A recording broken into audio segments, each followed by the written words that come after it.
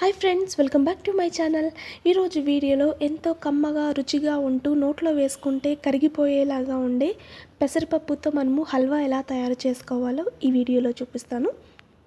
ముందుగా మనము ఈ పెసరపప్పు హల్వాని తయారు చేసుకోవడానికి ఇక్కడ నేను పెసరపప్పు 1 కప్పు తీసుకున్నాను. వీటిని బాగా వాష్ చేసుకొని ఒక క్లాత్ మీద మనము ఆరబెట్టుకోవాలి. అలా తడి అంతా పోయిన తర్వాత ఒక కడాయి పెట్టుకొని లో ఫ్లేమ్లో మనము వీటిని లైట్ గోల్డెన్ కలర్ వచ్చేంత వరకు బాగా వేయించుకోవాలి.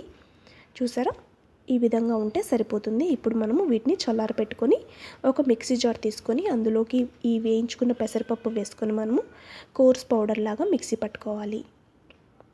చూసారా, ఈ విధంగా ఉంటే సరిపోతుంది. ఇప్పుడు మనము ఇంకొక కడాయి పెట్టుకొని అందులోకి నేను ఇక్కడ 1/2 కప్పు నెయ్యిని యాడ్ చేస్తున్నాను. ఇలా నెయ్యి వేసుకొని మనము ఆల్రెడీ పౌడర్ చేసి పెట్టుకున్న ఈ పెసరపప్పు పౌడర్ని ఇందులోకి నెయ్యిలోకి కొద్దిగా వేసుకుంటూ బాగా మనము 1 నిమిషం పాటు రోస్ట్ చేసుకోవాలి. ఇలా నెయ్యిలో రోస్ట్ చేయడం వల్ల ఈ పెసరపప్పు హల్వా అనేది చాలా టేస్ట్గా ఉంటుంది. తర్వాత ఇక్కడ నేను 2 కప్పుల పాలను యాడ్ చేస్తున్నాను. ఇవి వేడి పాలండి. ఇలా మెల్లగా కలుపుకుంటూ 2 కప్పులు మనము పాలను వేసుకొని బాగా ఉండలేమీ కట్టకుండా గరిటెతో ఇలా కలుపుకుంటూ ఇది బాగా ఉడికేంత వరకు, అంటే ఒక లో ఫ్లేమ్లో చేస్తున్నాం కాబట్టి ఒక 2-3 నిమిషాలు పడుతుంది. ఇప్పుడు చూసారా, నెయ్యి బాగా పైకి వచ్చింది అంటే బాగా ఉడికిపోయినట్టు. ఇప్పుడు ఇందులోకి నేను 1 కప్పు షుగర్ యాడ్ చేశాను.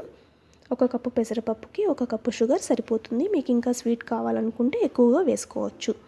అలా షుగర్ వేసుకున్న తర్వాత ఒకసారి బాగా మిక్స్ చేసుకొని ఉండలేమి లేకుండా ఇలా కలుపుకుంటూ మనము ఉడికించుకోవాలి. ఇప్పుడు ఇందులోకి ఒక 1/2 స్పూన్ దాకా ఇలాచీ పౌడర్ అని యాలకుల పొడి వేసుకొని బాగా మిక్స్ చేసుకోవాలి. దీన్ని ఒక 4 నుంచి 5 నిమిషాల పాటు లో ఫ్లేమ్లో ఇలా కలుపుకుంటూ అడుగంటకుండా మనము ఉడికించుకోవాలి.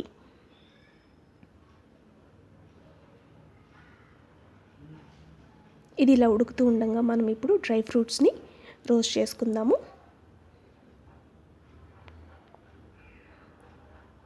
ఒక చిన్న కడాయి పెట్టుకొని అందులో 1 స్పూన్ నెయ్యి వేసుకొని అందులోకి జీడిపప్పు, ఎండు ద్రాక్ష, సన్నగా తురుముకున్న బాదం ముక్కలు వేసుకోవాలి. వేసుకొని వీటిని బాగా మనము ఈ నేతిలో రోస్ట్ చేసుకోవాలి.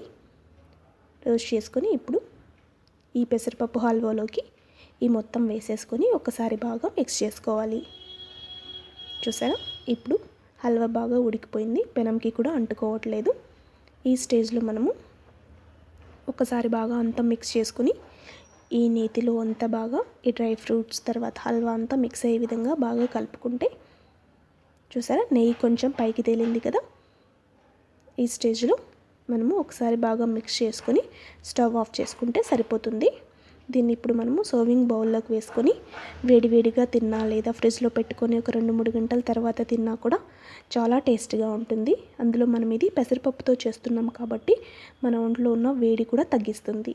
Thanks for watching.